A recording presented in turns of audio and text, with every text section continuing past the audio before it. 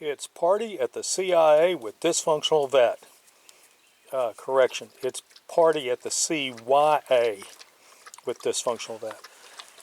I've had this tripod, folds down to about 18 inches. I've had this thing for probably 10 or more years.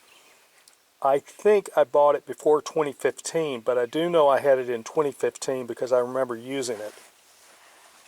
It finally broke. This top section right here that has the removable base finally broke off. And I didn't really want to throw it away. I use things till they fall apart. Like I drive a vehicle until literally the body of the thing falls apart. I'm not going to be nickeled and dimed to death, but you know what I'm saying. So I went and I got this JB Weld plastic bonder, and I read the back of it, and I thought it would do okay.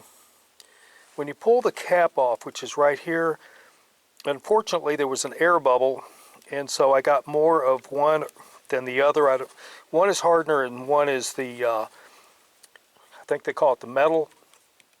And so what I had to do was I had to put this in front of a heat source for about 20 hours to get this to fully cure, which is fine, no big deal. But this is what I use, JB Weld plastic bonder. This is not sponsored, it just happens to be what I thought would work. I'll keep you updated as to whether or not that piece breaks. I like this tripod because I can quickly slip this camera that's in my hand on or off.